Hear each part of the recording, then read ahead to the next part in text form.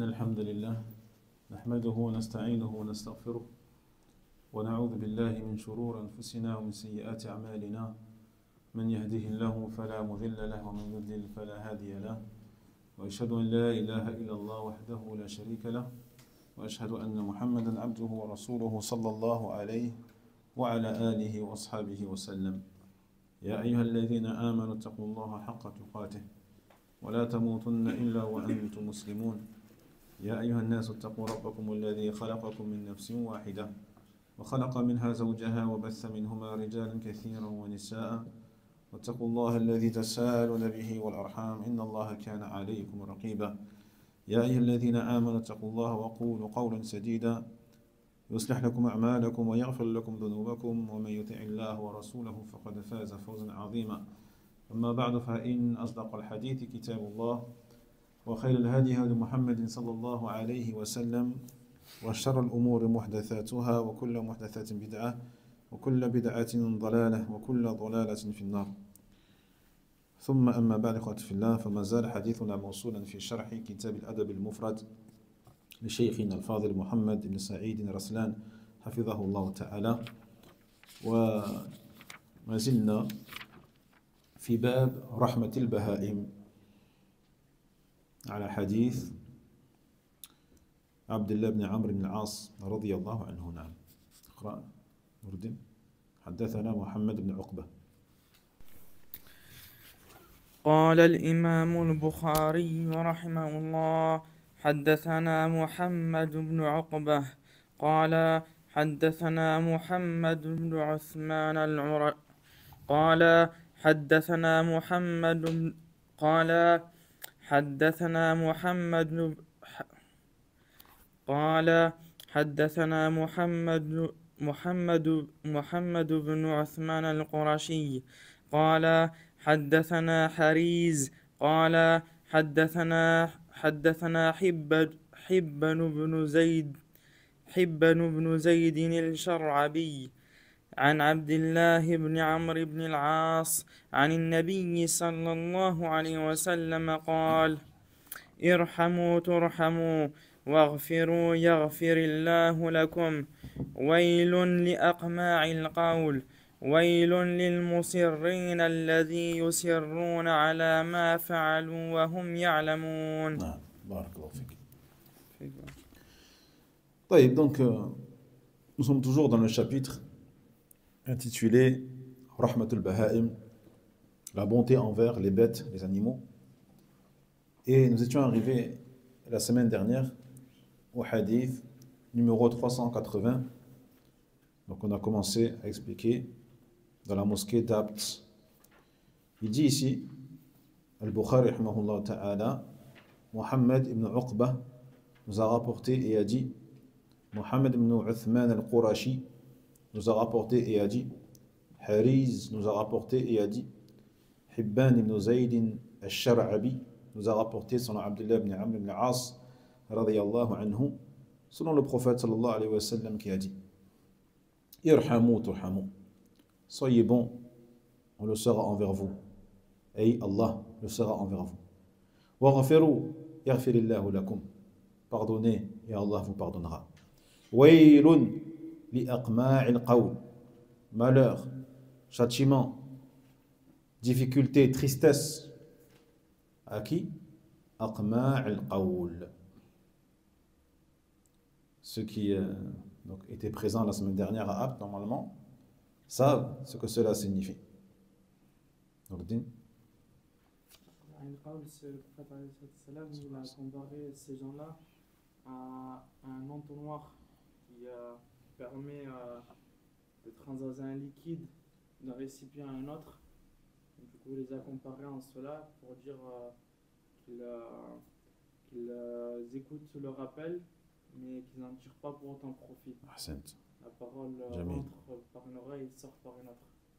Comme dans un entonnoir. Donc, aqma' jam'u qima'.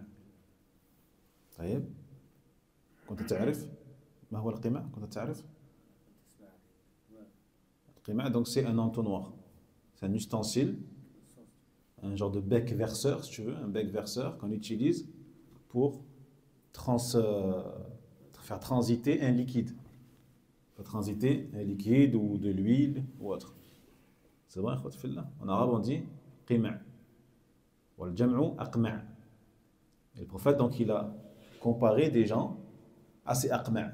Il les a appelés aqma' al-qawl, les entonnoirs de parole.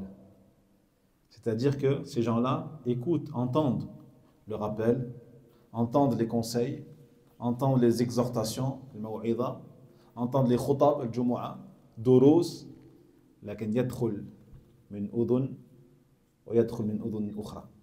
Comme disent les Français, ça rentre d'une oreille et ça sort de l'autre. Donc la parole, elle traverse ses oreilles comme l'eau ou l'huile traverse l'entonnoir. Donc le prophète il a dit Waylun lahum, malheur à eux. Malheur à ces gens-là qui viennent tous les vendredis et qui écoutent Khutab al-Jumu'ah tous les vendredis. Et ils ressortent de la mosquée et n'ont rien profité de la khutbah.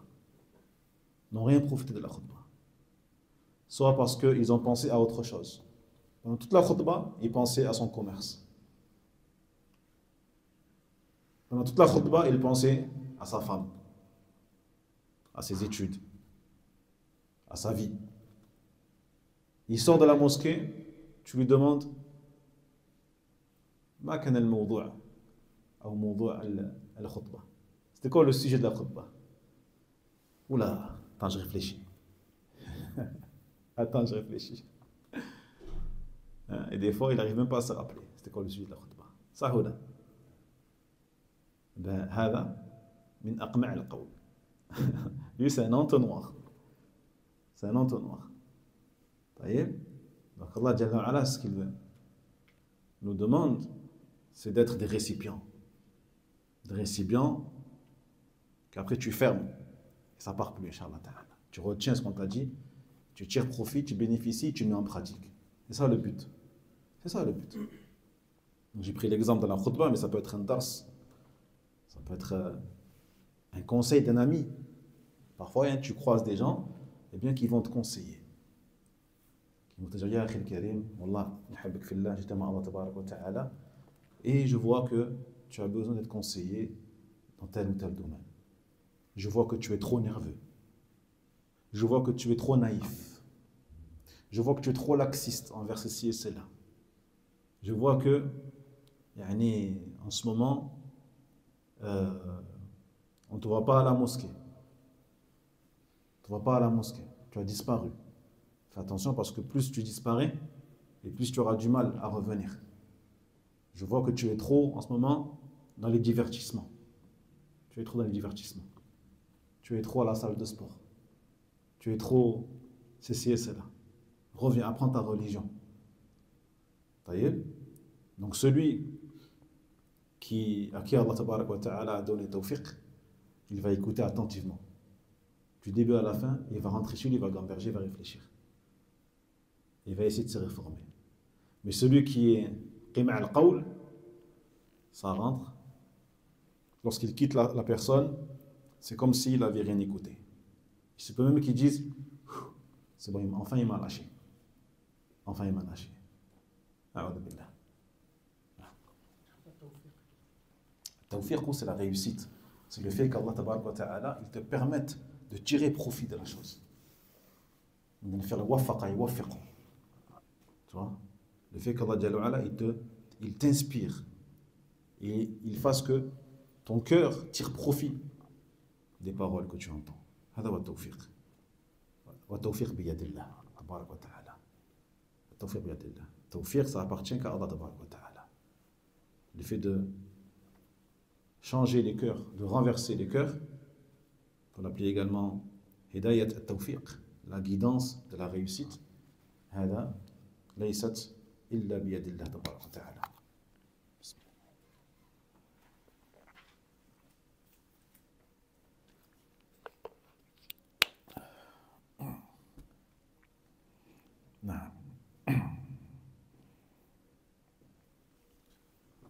C'est bon, Yokho? Puis il dit Waylun lil musirrin alladhina yusirruna ala ma fa'alu wa hum ya'lamun.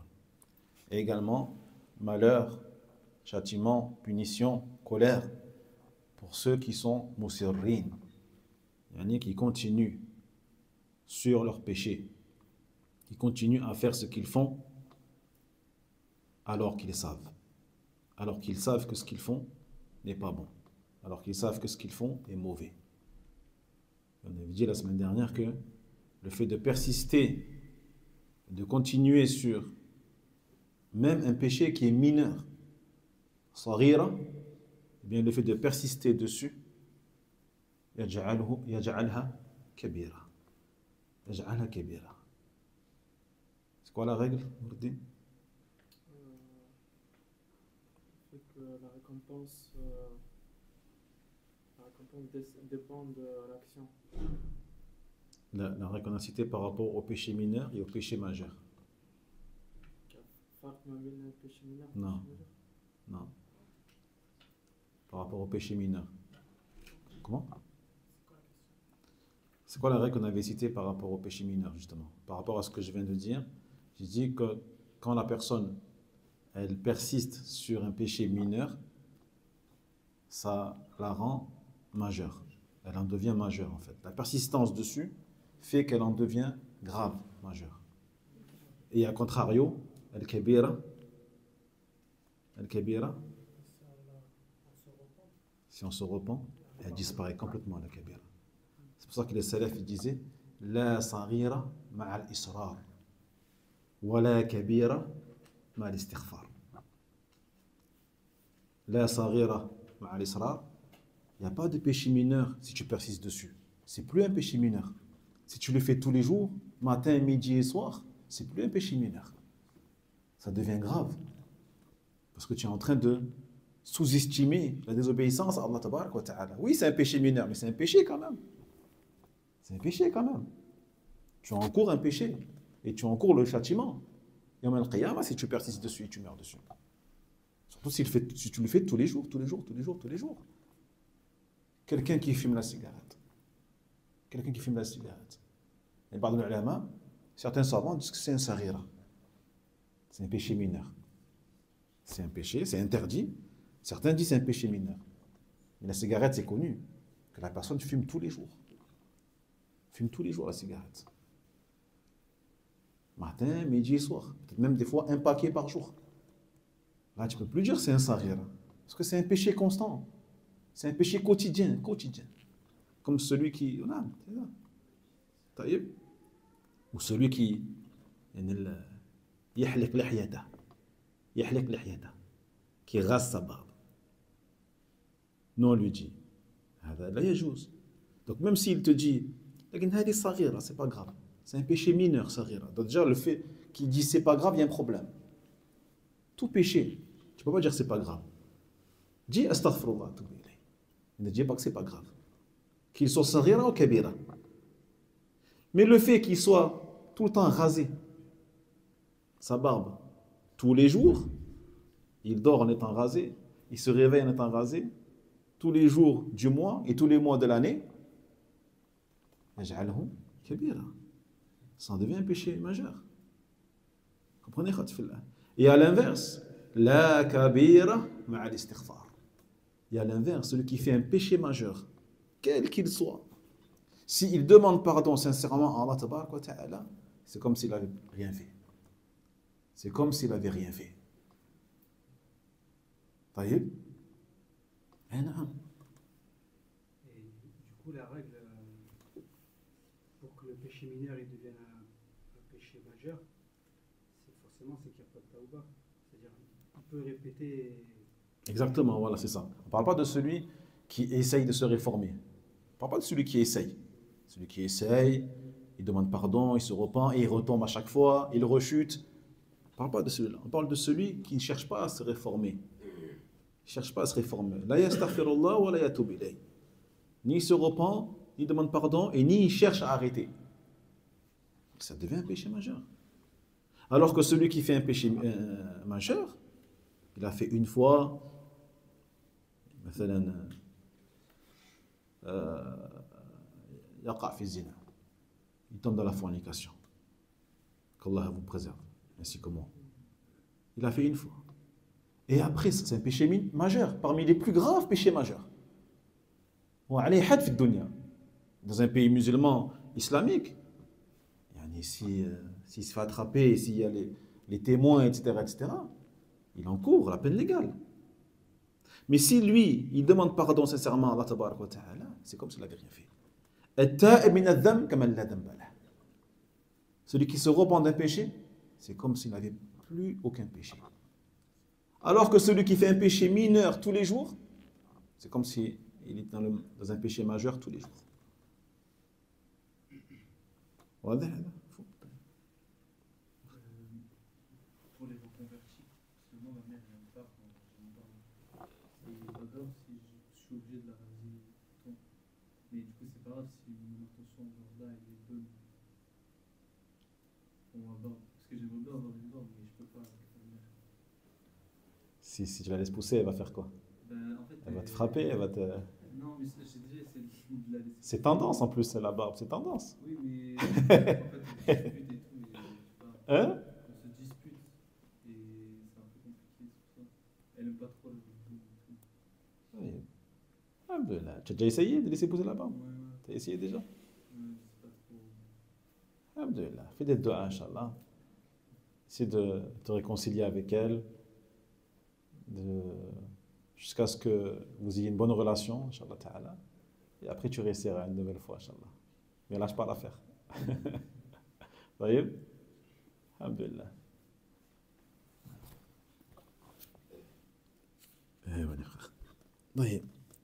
Donc c'est bon, on a traduit tout le hadith. نعم. إذن الناس يا إخوتي في الله ليسوا خالين من العلم، ليسوا خالين من التذكير، ليسوا خالين من الوعظ، بل وعظوا وعلموا وذكروا، خاصة في هذا الزمان، خاصة في هذا الزمان. الموعظة مواعظ كثيرة حتى في الإنترنت،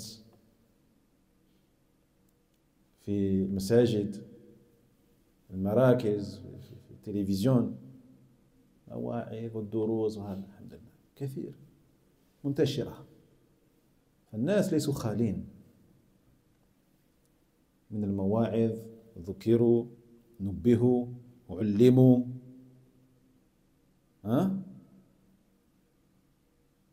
لكن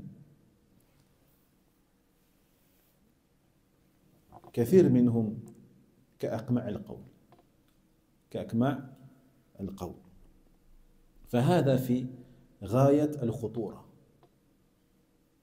ليس أمرا لينا وسهلا، هذه بل من غايات الخطورة، وهذا حقيقة.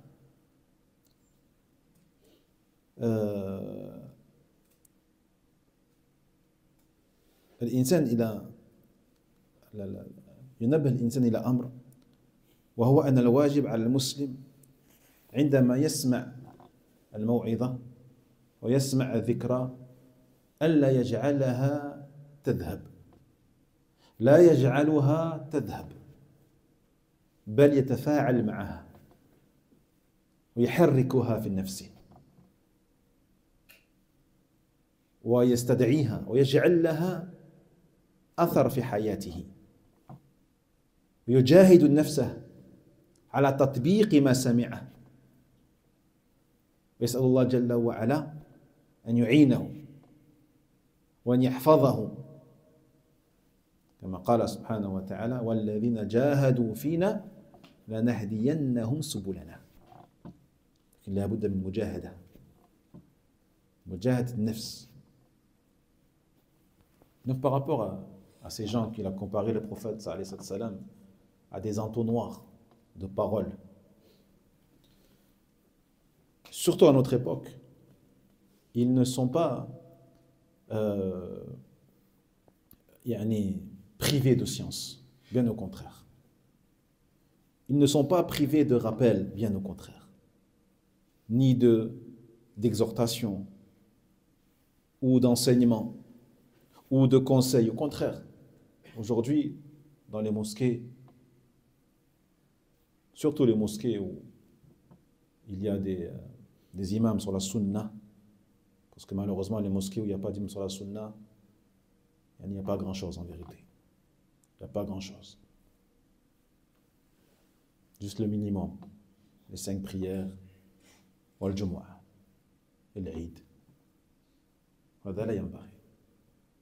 Cela n'est pas normal.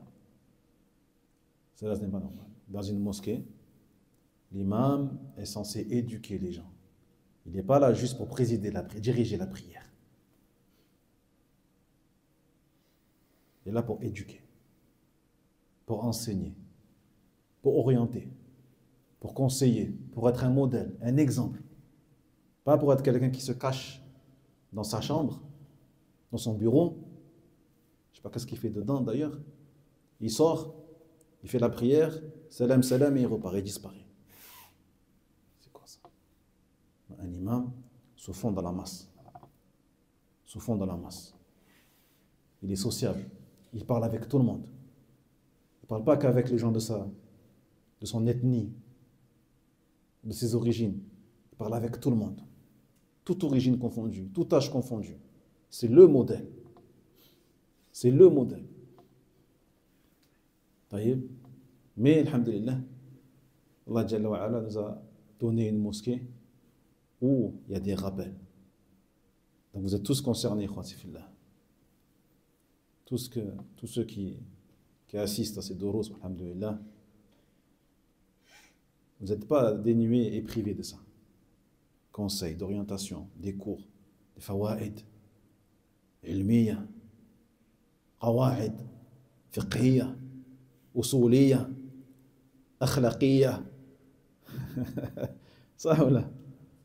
Sallah, tawfiq wa sadad, l'ikhlas. Taïb.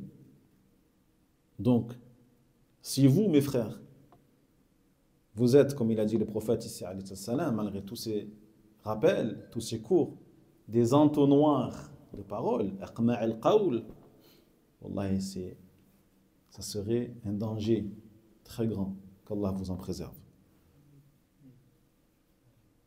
Taïb. Donc, ce hadith doit nous sensibiliser sur cette chose, sur le fait qu'il est obligatoire pour le musulman, lorsqu'il écoute un dars, une leçon, un cours, lorsqu'il écoute un rappel, une khutbah jumu'ah, lorsqu'il écoute un rappel durant un acte de mariage religieux, où l'imam fera un rappel sur le mariage, sur les droits et les devoirs de la femme et de l'homme, etc., qu'ils ne prennent pas ça à la légère.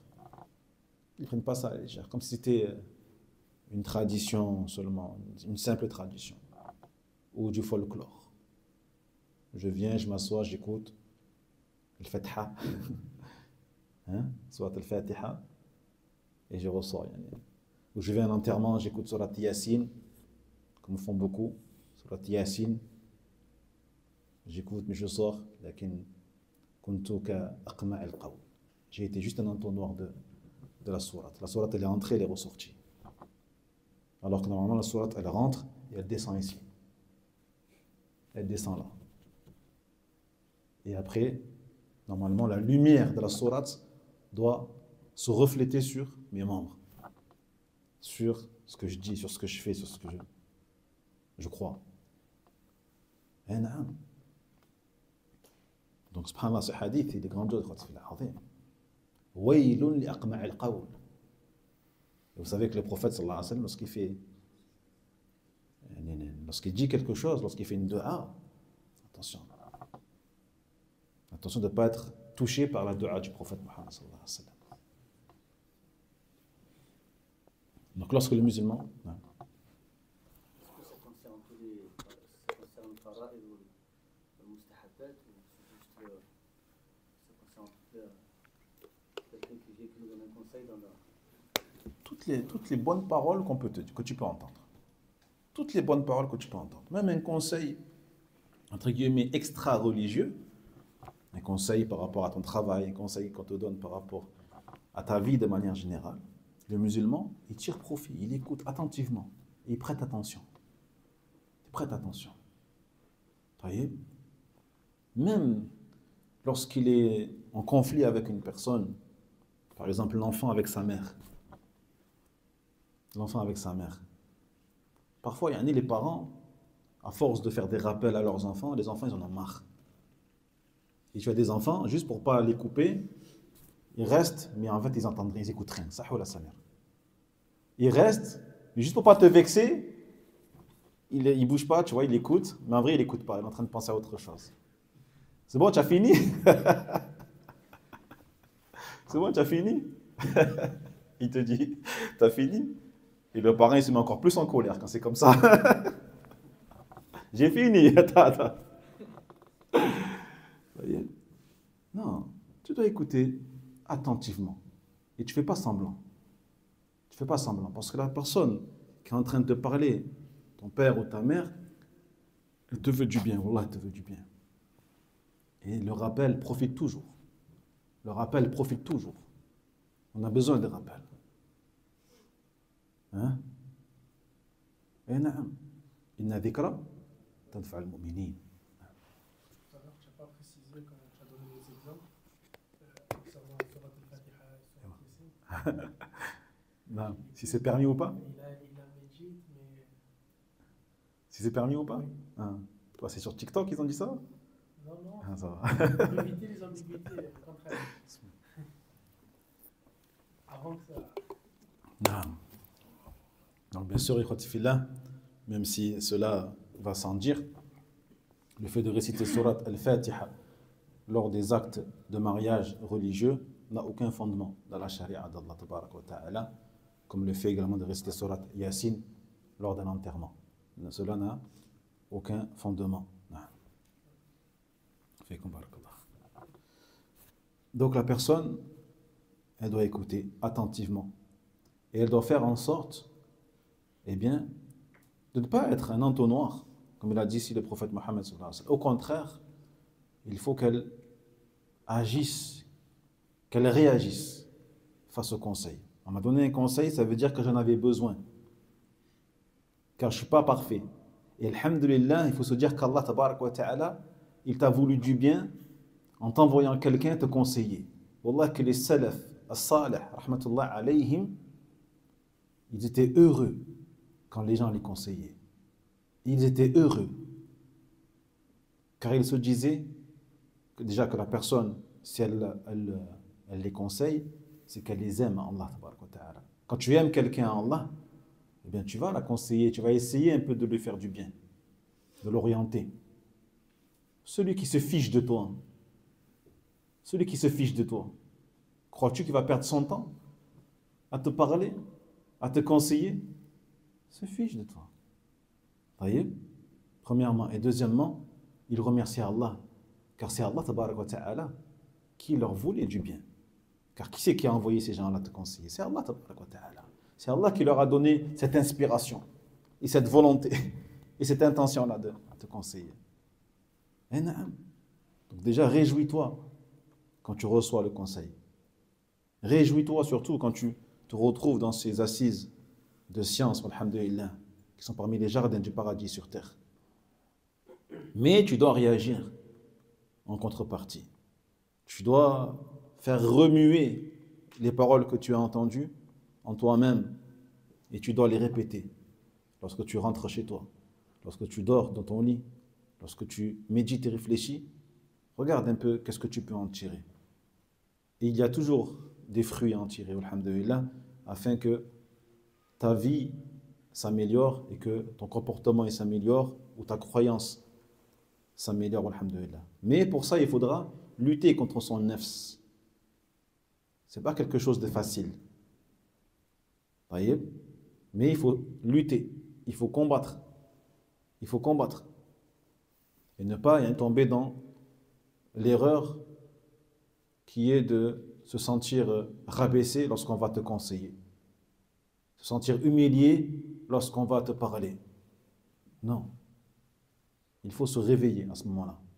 Tu te réveilles, tu écoutes attentivement. Quel que soit le degré que tu as atteint, même si tu es plus âgé que la personne, même si tu as plus de science que la personne, quelle que soit la science que tu as atteint dans ta vie, wallahi, sache que ce que tu ignores sera toujours plus grand que ce que tu sais.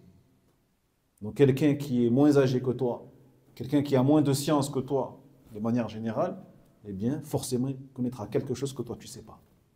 Il aura une expérience que toi, tu n'as pas. Un vécu que toi, tu n'as pas eu. Naam. Donc, tu dois tirer profit de cela et essayer de mettre en pratique ce que tu as entendu. Et bien sûr, demander à Allah tabaraka wa ta'ala, toujours. Toujours. Tu demandes à Allah tabaraka wa ta'ala qu'il t'aide et qu'il te protège et qu'il te permette de profiter et de tirer des bénéfices de ces mots que tu as entendus. Il dit Allah Jalla wa Ala, وَالَّذِينَ جَاهَدُوا فِينَا. Et ceux, dans le sens, et ceux qui ont lutté sur notre chemin, لَنَهْدِيَنَّهُمْ سُبُلَنَا. Nous les guiderons sur nos voies, nous les guiderons sur le droit chemin. أما أن يكون الإنسان حاله يسمع المواعظ ويسمع تذكيرات ولا يبالي. أحيانا بعض الناس يذكر له وعيد، يعني وعيد يهز الجبال، يحرك الجبال في خطأ مثلا يركبه، يذكر له وعيد ثم يبقى مصرا على ما عليه. لماذا يسر؟ أليس سيلقى الله سبحانه وتعالى؟ أليس سيعاقب وسيقف أمام الله سبحانه وتعالى؟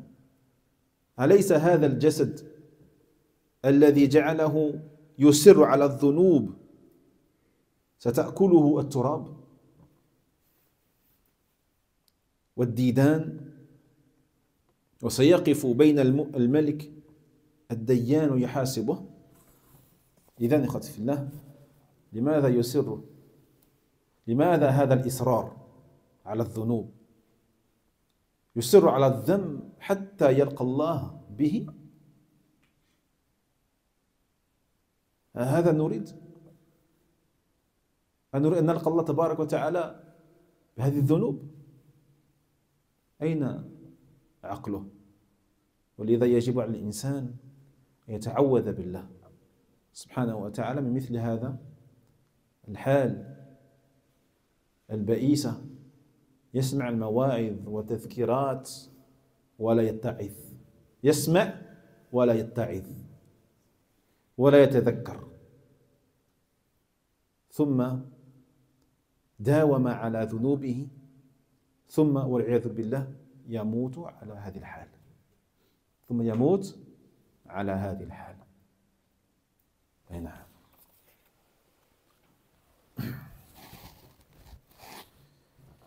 Quant au fait que la personne, son cas consiste à juste entendre les cours, les discours, les rappels, les exhortations, mais sans y prêter attention. La yubali, elle s'en fiche. Elle vient à Jumu'ah juste pour cocher la case de la présence, comme à l'école. Comme à l'école. Beaucoup d'écoliers vont à l'école juste pour la présence. Juste pour la présence. Mais wallahi, ils ne veulent pas apprendre. Ils s'assoient pour ne pas avoir de problème avec leurs parents, ou avec l'école, ou avec la CAF, pour ne pas avoir d'absence et de retard.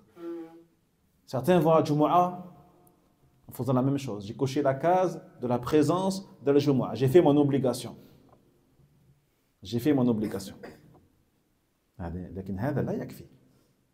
Mais cela n'est pas suffisant. Allah Jalla wa Ala, ce qu'il veut de nous, ce n'est pas la présence du corps, mais c'est la présence du corps, du cœur et de l'esprit en même temps. La présence du corps sans le cœur, ما فائدة ما فاد une faïda. C'est pas l'école ici, c'est pas le travail. Ici tu viens pour grandir, pour t'améliorer, pour profiter du rappel d'Allah tabarak wa ta'ala. فهذا لا يبالي. Donc certains, ils entendent même parfois des rappels qui feraient trembler les montagnes. Wallah. Qui ferait trembler les montagnes par rapport à un péché que la personne fait. Ça peut être un péché tel que l'injustice, un péché tel que le mensonge, la trahison, la fornication. Il y a un péché parmi les péchés qu'Allah tabarak wa ta'ala a interdit, ou les innovations dans la religion, ou le shirk billah tabarak wa ta'ala. Certains parfois écoutent des rappels, des mises en garde contre le shirk. Shirk asghar wa shirk akbar. Le fait d'invoquer autre qu'Allah, le fait d'associer Allah tabarak wa ta'ala dans les noms et attributs, dans l'adoration, dans la seigneurie, le fait le shirk, justement de faire des bid'ah lors des actes de mariage, lors des enterrements. Et leur cœur n'est pas touché. Alors que ces rappels-là, wallah, ils feraient trembler les montagnes s'ils savaient la gravité de cet acte, la gravité de shirk, la gravité de al-bid'ah, l'innovation. Ça me rappelle une anecdote, un cheikh, il racontait, il disait, ils ont terminé l'étude de Kitab al-Tawhid. Ils ont fini Dirasat Kitab al-Tawhid. Le Kitab al-Tawhid, c'est un des livres majeurs que l'étudiant en sciences, que le musulman doit étudier. Et à la fin du livre, les élèves voulaient passer à autre chose, voulaient faire un autre livre. Alors le cheikh les a testés. Il leur a dit un jour, comme quoi un tel a fait la fornication avec sa mère. Il leur a dit un tel, ou un homme, sans citer son nom, a fait la fornication avec sa mère. Alors les élèves ont été choqués de la nouvelle. Certains ont crié, certains ont dit astaghfirullah, a'oudhu billah. Vraiment des réactions fortes. De dégoût, de stupeur. Vous voyez? Puis le lendemain, le cheikh il leur a dit, un homme a égorgé une bête pour un mort. Un homme a égorgé un mouton pour Sidi Foulan. Un mort, soi-disant wali, awliya illah, tabarak wa ta'ala. Pas de réaction. Ah ouais? Ah bon? Khair inshallah.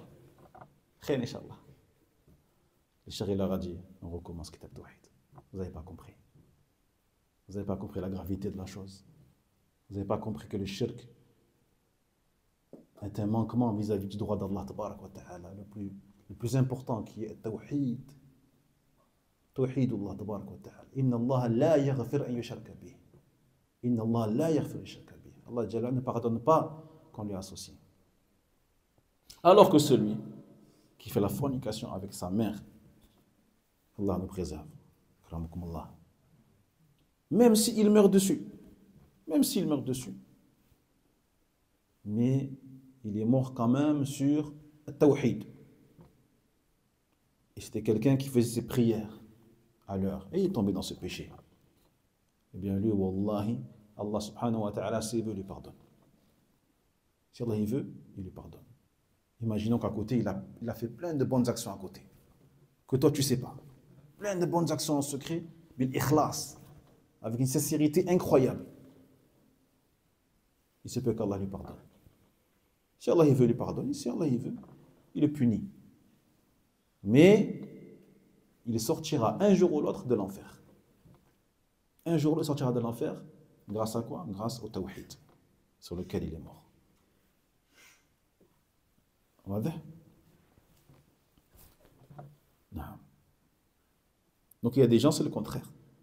Ils entendent des discours, des rappels qui feraient trembler, encore une fois, les monts, les montagnes. Mais malgré ça, ils persistent sur ces péchés. Pour quelle raison persistent-ils? Posons-nous la question. Pourquoi certaines personnes continuent, malgré les rappels, malgré les cours, malgré les khutab jumu'ah, malgré les Eid, pourquoi ils persistent? Ne sait-il pas qu'il va rencontrer Allah tabaraka wa ta'ala? Ne sait-il pas qu'il sera jugé, peut-être même puni, dans sa tombe? A-t-il oublié qu'il va se retrouver devant Allah subhanahu wa ta'ala? A-t-il oublié que le corps qu'Allah lui a donné, ce corps-là qui persiste à faire les péchés qu'il fait, eh bien ce corps-là sera rongé par la terre, il sera mangé par les vers dans sa tombe, et qui se retrouvera devant Al-Malik, le roi, Ad-Dayyan, celui qui va juger et rétribuer tout le monde, et qu'il va soit les récompenser, soit les châtier. Par conséquent, pourquoi la personne persiste-t-elle sur ces péchés-là? Et encore une fois, on a dit, il n'y a pas de péché mineur dans la persistance. D'accord? N'a-t-il pas de raison? Donc pour ne pas être comme ces gens-là, il est obligatoire pour nous, tout d'abord, de chercher refuge auprès d'Allah tabaraka wa ta'ala. Dis, je cherche refuge auprès d'Allah contre le fait d'être un entonnoir de paroles. A'udhu billah min an akuna min aqma' al-qawm. Wallah. Si tu le dis sincèrement, et tu demandes sincèrement à Allah tabaraka wa ta'ala de te préserver de ça, tu seras préservé bid'illah azza wa jalla. Taïb, d'être préservé de ceux qui entendent les rappels, les discours, etc. Lakinnahum la yatta'idun. Mais ils n'en tirent aucun profit. Mais ils n'en tirent aucun profit et ils persistent donc sur leur péché. Et le fait de persister sur le péché, eh bien, un jour ou l'autre, fait que tu vas mourir dessus. Fait que tu vas mourir dessus. Tu n'as pas de garantie auprès d'Allah tabaraka wa ta'ala que tu vas vivre jusqu'à tel âge. Taïb, tu ne connais pas ta date de décès. Tu connais ta date de naissance, alhamdulillah. Enfin, pour la plupart, certains ne connaissent pas la date de naissance, mais pour la plupart, ils connaissent leur date de naissance. Mais personne ne connaît sa date de mort. Personne ne connaît sa date de mort. Donc si nous connaissions notre date de mort, ce serait plus simple. Ce serait plus simple. Si tu sais que tu vas mourir à 70 ans, eh bien, tu vas faire le péché jusqu'à 69 ans. Tu vas dire, allez, après je me laisse un an, je me mets bien. Je me mets bien. Une année, tauba à fond. Je vais à la Mecque, chaque année je fais un hajj. Mais c'est pas comme ça. Donc le fait de persister sur un péché, tout le temps, sans chercher à te repentir, sans chercher à te réformer, à te corriger, un jour ou l'autre, tu vas mourir dessus. C'est mathématique. Ça, voilà. Non. Non. Wa aidan. Non. Par exemple, des fois, quand on doit conseiller des proches, on sait que ces proches-là, c'est quand on les conseille, ils se manquent. Dans son hadith du prophète, on sait qu'ils vont se manquer de ce hadith. Yani, ils vont se manquer. Même un, ils vont se manquer. Ils vont se manquer, ils vont sortir des blagues, ils vont sortir des. Ils vont se moquer. Ils vont se moquer, non. D'accord. Ça existe beaucoup dans notre communauté, ça existe beaucoup ça. À chaque fois qu'on sort des hadiths, par exemple, sur une histoire par exemple, sur l'estimja, ou sur les trois feuillages, ils se manquent. هذا لا يذكر. Si tu sais que tu vas lui citer un hadith, tu vas lui citer un ayah, il va se moquer. celui-là لا يذكر ولا لا يتعظ, لا يوعظ, لا يوعظ. Là, ici, on parle surtout de celui qui écoute. On ne parle pas de celui qui conseille. طيب. Non, c'est pour ça qu'on doit demander protection pour ne pas être comme eux. C'est ça qu'on est en train de dire. On doit faire en sorte de ne pas faire partie de ceux qui sont des entonnoirs ou encore pire de ceux qui, lorsqu'ils écoutent, c'est même pas que ça rentre et ça sort. C'est carrément eux, ils se moquent. Ils se moquent, ou alors Bella qui va t'insulter, ou il va se moquer de toi, ou il va... Lui, tu ne parles pas avec lui. Je le fais une fois, 2 fois, si tu vois que c'est quelqu'un, à chaque fois que tu vas le conseiller, il va tomber dans quelque chose de pire. Comme lorsque tu vas parler à un non-musulman, tu vas essayer de lui parler de l'islam. Si tu sais qu'en lui parlant de l'islam, il va se moquer d'Allah, il va se moquer du prophète sallallahu alayhi wa sallam, il va se moquer des musulmans, des femmes voilées, etc. Tu ne parles pas avec eux de ça. Mais là, encore une fois, la mas'ala concerne ceux qui écoutent, ceux qui entendent, pas ceux qui font le rappel. وأيضا في هذا الحديث c'est l'heure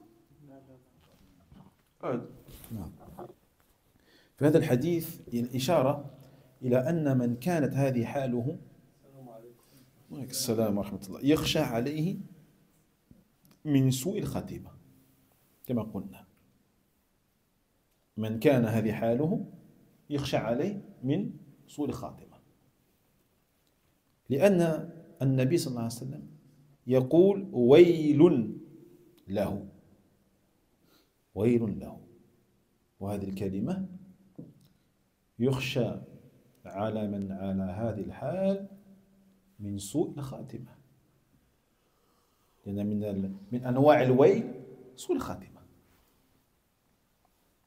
الذي آذانه هذه صفتها فهذا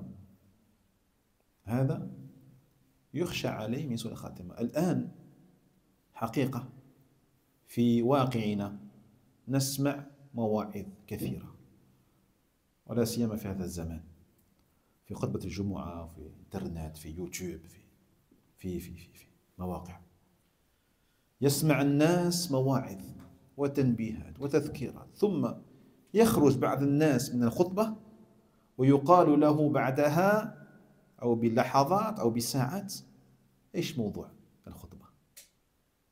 إيش موضوع الخطبة؟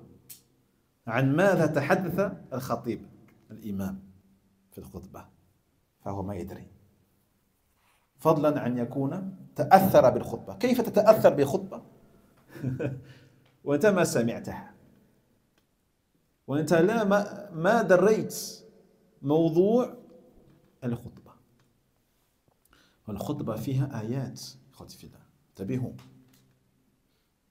الخطبة فيها آيات أحاديث كلام الصحابة كلام السلف كلام أهل العلم تخويفات وتذكيرات ترغيب وترهيب فيجب على الإنسان عندما يحضر الخطبة يجاهد نفسه على السماع الإصغاء على الانتباه يحضر قلبه لا يحضر بجسده فقط بل يحضر قلبه يسأل الله جل وعلا أن ينفعه بما علمه كما قال سبحانه وتعالى يقول في الله في سورة قاف إن في ذلك لذكرى لمن كان له قلب قلب أو ألقى السمع وهو شهيد ألقى السمع وهو شهيد أي وهو حاضر بقلبه حاضر القلب هذا معنى وهو شهيد. نعم. Et donc, comme on disait, donc la personne qui se trouve dans cet état-là de entonnoir de paroles, eh bien, on craindra pour lui qu'il ait une mauvaise fin, comme on disait. Donc, le fait de persister malgré les rappels, un jour ou l'autre, cela t'emmène vers une mauvaise mort. Une mauvaise mort. Taïeb. Car le prophète Mohammed sallallahu alayhi wa sallam a dit « Waylun lahu » malheur à lui. Malheur à lui. Donc l'une des formes de malheur, c'est le fait d'avoir une mauvaise mort. D'accord? Celui dont ses oreilles sont ouvertes, mais fermées en même temps. Elles sont ouvertes, c'est-à-dire qu'elles entendent le rappel, mais elles sont fermées à quoi? Eh bien, au profit. Elles sont fermées à la pratique. Elles sont fermées au fait de tirer profit de ses fruits. Donc cette personne-là, on craindra pour lui une mauvaise fin. Et on prend encore une fois l'exemple de notre état actuel, surtout parce que les douros, même s'il y en a, il n'y a pas énormément de monde qui vient. Walhamdulillah, ce qui est important, c'est la qualité et non la quantité. Walhamdulillah. Wal-ikhlas. Wal-ikhlas. Wal-mutaba'a. La sincérité exclusive et le suivi du prophète Mohammed sallallahu alayhi wa sallam. Il a été rapporté qu'à l'époque, Cheikh Ben Baz, Cheikh Al-Uthaymin, il faisait des roues, il n'y avait personne dans la mosquée. Il n'y avait personne. Des fois, une personne. Et qui te dira qui sont Ibn Baz ou qui sont Ibn Uthaymin, rahmatullah alayhi. Donc nous sommes concernés par un problème qui est qu'on entend beaucoup de rappels aujourd'hui, plus qu'avant, à travers les réseaux sociaux, à travers Internet, à travers YouTube, à travers les livres qui sont traduits. D'ailleurs, il y en a 2 là, je crois, qui sont à la mosquée. Je vais vous servir, Inch'Allah Ta'ala. Hada waqf lillah tabarak wa ta'ala. D'accord? Et ils entendent donc tous ces rappels-là, notamment les rappels de Al-Jumu'ah, ils entendent des mises en garde, des encouragements, parfois des takhwifat, des paroles qui font peur par rapport à l'enfer, par rapport au supplice, au châtiment. Et certaines personnes sortent de la khutbah, et lorsqu'on leur demande, après la khutbah, après quelques minutes, ou là, 1 heure peut-être après le khutbah, c'était quoi le sujet de la khutbah, barakallahu fik, que tu as entendu? De quoi a-t-il parlé l'imam, khatib? Et certains ne savent pas. Alors que la khutbah a été, bien sûr, en arabe et en français également, traduite. Donc le problème, ce n'est pas un problème de langue ou de compréhension. C'est un problème de présence du cœur. C'est un problème de présence. Donc comment peut-on être touché par une khutbah qu'on n'a pas écoutée? Parce que le but, c'est d'écouter pour être touché. Mais avant d'être touché, il faut déjà écouter avec son cœur. Il faut déjà faire attention, être attentif. Vous voyez? Et en plus, n'oubliez pas que dans une khutbah, même dans un dars, dans un rappel, il y a des versets. Un bon imam, une bonne khutbah, c'est une khutbah où il y a presque, je dis presque, que des versets et que des hadiths. C'est une bonne khutbah. Une khutbah sur la sunna, c'est ça. Qala Allah, qala Rasul. Qala Allah, qala Rasul. Wa qala Sahaba. Une khutbah sur la sunna, c'est une khutbah qui dure pas plus de 10 minutes. Allez, monte jusqu'à 15 minutes. Si c'est qu'en arabe, que en arabe. 15 minutes. Que des versets, des hadiths et des paroles de salaf, et des paroles des savants. C'est que ça une khutbah normalement. Certains, malheureusement, tu écoutes leur khutbah, Wallah, on dirait que tu es en train de regarder BFM TV. BFM TV. L'autre, il a fait ça, le politique, il a fait ça, les musulmans, tel pays. L'actualité. Si je veux écouter l'actualité, je lis le journal. Ça, Amin. Mais la télé, j'ai BFM TV. Ben, je ne vous conseille pas BFM TV. Il y a quoi? Il n'y a rien, vrai. Voilà, il n'y a rien. C'est news. C'est news. Il y a l'autre là. Le pro là. Il n'y a rien. Il n'y a plus rien. Voilà. Vous voyez? Mais il y en a, le khutbah, c'est les infos. C'est les infos. Oui, il s'est passé ça, l'autre il a fait ça, machin, c'est les élections, etc. Et en plus, elle est longue. 45 minutes. Hein? On a eu l'exemple dans Quoi? cette. Ici? On a eu l'exemple. C'était pas Samir, non, c'était pas Samir. Non. Là, je rigole, Samir, je le connais. Tu sais. Hafidahullah. On a eu l'exemple, c'était le journal. Là, Des années. des années comme ça. Eh ben, alhamdulillah, moi vous étiez au courant de l'actualité. Non, c'est pas ça une khutbah. Khutbah, c'est Allah il a dit, le prophète il a dit, les compagnons ont dit, les Cheikh l'Islam a dit, Ibn Qayyim a dit, les Salaf Salih ils ont dit, c'est ça une khutbah. 10 minutes, un quart d'heure, 20 minutes max, si c'est que en arabe. Si c'est que en arabe. Taïm. Donc la personne doit bien écouter. Parce que si elle n'écoute pas, alors que la khutbah comporte la parole d'Allah, c'est grave. C'est comme si on te met le Coran al-Karim et que tu t'en fiches. C'est pour ça que les gens ils disent, lorsque le Coran, lorsqu'on met le Coran ou quoi, à la maison ou autre, dans la voiture, tu ne parles pas dessus. Soit tu éteins, tu parles, tu fais ce que tu veux, ou soit tu le mets et tu écoutes. Mais que tu le mets et tu fais autre chose, tu parles avec quelqu'un, blablabla, tu discutes, لا يجوز. كلام الله تبارك وتعالى. أين الاحترام؟ أين التعظيم قول الله تبارك وتعالى؟ Pareil pour les hadiths. Donc n'oubliez pas que le khutab, encore une fois de quelqu'un sur la sunna, c'est ça, c'est Allah il a dit, le prophète il a dit.